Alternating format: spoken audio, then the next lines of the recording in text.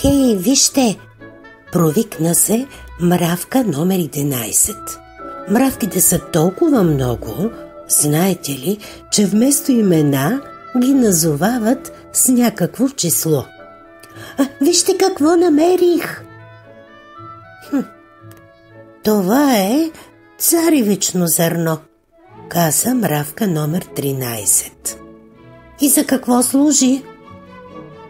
Можеш да го изядеш, ако искаш. Разрязваш го на две, поръсваш го с малко сол или захар и го ядеш. Да опитаме ли? Разбира се! Хайде! Двете мравки взеха брадвата и тък му се канеха да го разцепят, някой извика: Хей, спрете! Какво по дяволите правите? Беше Ешко Бешко, който се приближаваше към тях с угрижен вид.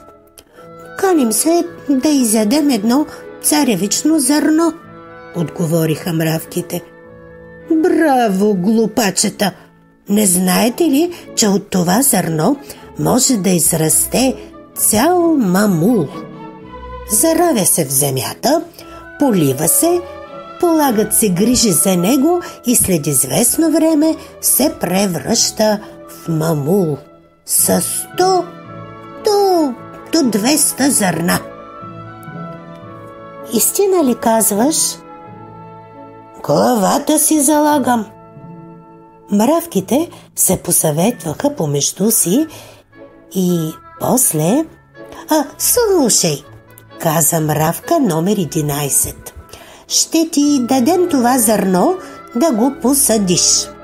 Ако от него израсне мамул, ще делим на половина. Съгласен ли си? Таралешко помисли малко, после каза: Добре, по 50 на 100 на кълпак.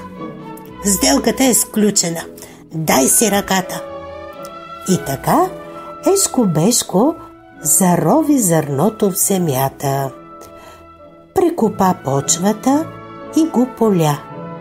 После го пази от слънце, да не го ожари, и от слана да не го попари. Ето, че не след много поникна Фиданка. Струпаха се около нея всички горски жители. Гледаха я с любопитство и почнаха да мъдруват. Не е справедливо, каза мишлето. Таралешко се бъхти от заран до вечер, а после ще трябва да дели наполовина с мравките, които и пръста си не помръднаха. Да, но мравките са му доставили зърното, а без зърно няма мамул, отвърна троснато Рунтавелка. Га, казах и повтарям. Мамул няма да има, га.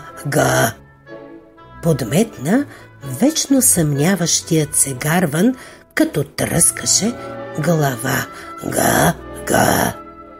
Но не позна, защото като му дойде времето, набъбна един чудесен мамул с млада, отначало възбяла, после червеникава коса. В гората настана истински празник. Да го изядем, като го сварим с мляко, предложи мишокът. Не, ква, пържен, откликна жабокът. Не, варен, каза картицата. Не и не, суров, отсече бобърът. И докато спорът продължаваше, мравките с молив и тетрадка в ръце преброиха зърната. 172.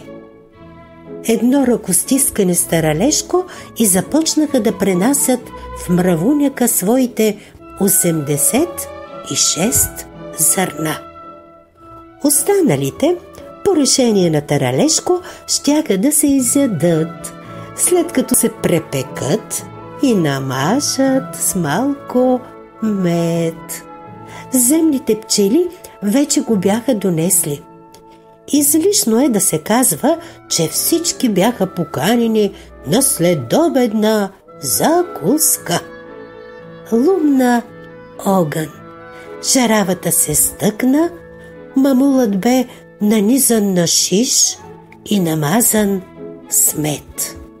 После шишът се завъртя. Врът, врът, врът, врът. Ох, какъв приятен мирис се разнесе наоколо. Междувременно се опъна платнен навес. Донесоха се напитки, изобщо голямо пиршество. Единственият, който не вършеше нищо, бе карванът. Хей, ти! Какво правиш, ква? Запита го жабокът. Аз ли? Га. Чакам да ям, га. Имаше за всички. И колко са вкусни и хрупкави препечените и медено-сладки царевични зърна. Естествено, ако бяха повече, щяха да бъдат изядени и повече. Но после, нощес, някого щеше да го боли коремчето. Точно това се случи на картичето, което за щастие имаше у дома си бомбонки от хвойна, които лекуват всички болешки.